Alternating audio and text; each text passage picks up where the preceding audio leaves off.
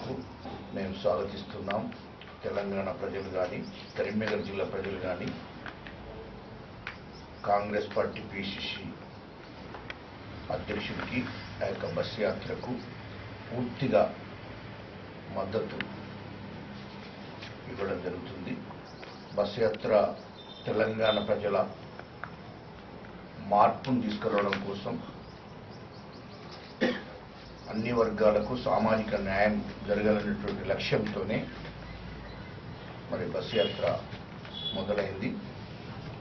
సోనియా గాంధీ తల్లి, తెలంగాణ తల్లి తెలంగాణ రాష్ట్రం ఇచ్చింది కాబట్టి తెలంగాణ ప్రజలకు ఈ విషయాన్ని పూర్తి స్థాయిలో గ్రామ స్థాయి దాకా తెలియజేయవలసిన అవసరం ఉంది. దీన్ని ముఖ్యమంత్రి కేసీఆర్ గారు తెలంగాణ రాష్ట్రాన్ని నేను తీసుకొచ్చిందని తెలంగాణ ప్రజలను 2014లో మోసం చేశాడు. ఆయన తీసుకొచ్చిన తెలంగాణ కాదు ఇది.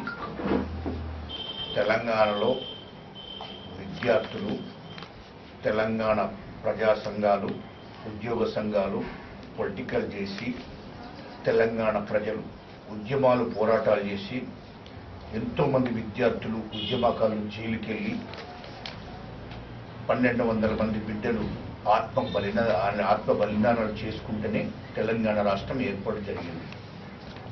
ముఖ్యమంత్రి కేసీఆర్ గారు దేశ రాజకీయాల గురించి మాట్లాడుతున్నాడు. ఏదో పేపర్లు చూసి, ఆయన టీవీలలో చూసి మేము చూశాము.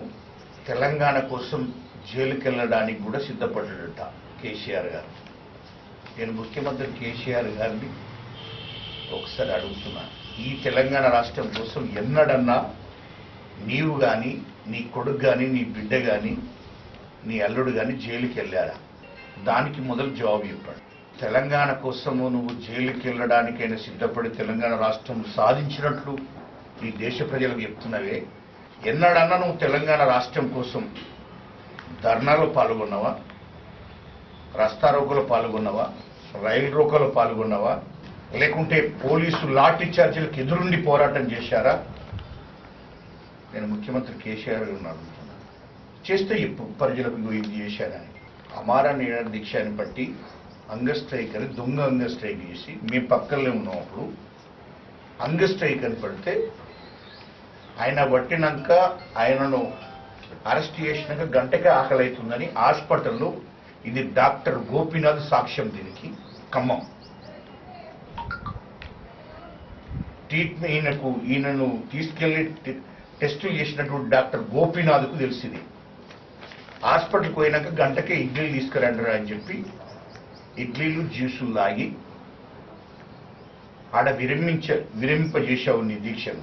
అప్పుడు తెలంగాణ విద్యార్థులు, యూనివర్సిటీలో ఉన్న విద్యార్థులందరూ ధర్నాలు, రస్తారోకాలు చేసి నిన్ను శివయాత్ర చేస్తే అప్పుడు మళ్ళీ నేను కంటిన్యూ చేస్తున్నానని చెప్పి మళ్ళీ చేసి గ్లూకోజులు పెట్టుకున్నావు.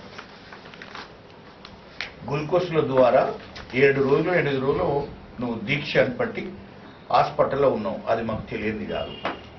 అది తెలియని ప్రజలను ఇంకా మభ్యపెట్టడం కోసం మాట్లాడుతున్న మాటలు అది మాకు తెలుసు. నీ దీక్ష ఎట్లాంటిది.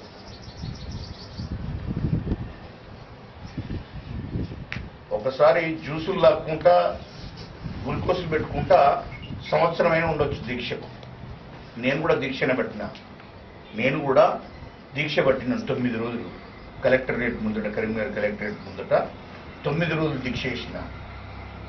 దొంగ దీక్ష కాదు, ఒరిజినల్ దీక్ష చేసినాం. అది గవర్నమెంట్ హాస్పిటల్ సూపరింటెండెంట్ గారికి తెలుసు. కానీ ఈ జ్యూసులు, ఈ యొక్క గ్లూకోజులు పెట్టుకుంటే 2 సంవత్సరాలైనా పట్టవచ్చు దీక్ష. అది మేము అంటున్నాం. ఎందుకంటే నేను ఒక తెలంగాణ ఉద్యమకారుడిగా నాకు తెలుసు కాబట్టి నేను జేసీ చైర్మన్, అంటే ఇప్పుడు నేను ఒక జేసీ చైర్మన్గా ఉన్నప్పుడు ఆయనతో కలిసి ఉద్యమం చేసిన కాబట్టి నేను ఈ విషయం మాట్లాడుతున్నాను. అంటే నా స్థాయిని పట్టుకునే నేను మాట్లాడుతున్నాను. ఈ దేశానికి స్వతంత్రం తీసుకొచ్చిన తర్వాత ఈ దేశంలో ప్రాజెక్టులు కట్టింది అంటే కాంగ్రెస్ పార్టీ. దేశంలో కానీ ఈ తెలంగాణ రాష్ట్రంలో కానీ ప్రాజెక్టులు నిర్మాణం చేసిందంటే అది కాంగ్రెస్ పార్టీ. ఈ దేశంలో ఉన్న అన్ని వర్గాల ప్రజలను సామాజికంగా, ఆర్థికంగా, రాజకీయంగా ఎదగడానికి కారణం కాంగ్రెస్ పార్టీ. ఇయలో తెలంగాణ ఇయలో దేశవ్యాప్తంగా కూడా దళితులకు ఇందిరమ్మ ఇల్లు కట్టించింది కాంగ్రెస్ పార్టీ.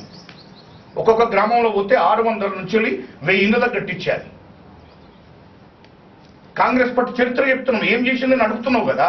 దేశంలో దళితులందరికీ ఇండ్లు కట్టించింది ఏదన్నా ఉన్నదా పార్టీ అంటే అది కాంగ్రెస్ పార్టీ. ఇవాళ భూములు ఇచ్చినది ఉన్నదా? పరంపొగులు, బంచరాయి, సికాం భూములు వంచింది ఏమన్నా ఉన్నదా అంటే కాంగ్రెస్ పార్టీ దేశంలో దళితులకు. ఇంకా కాంగ్రెస్ పార్టీ గురించి ఏం కావాలో నీకు?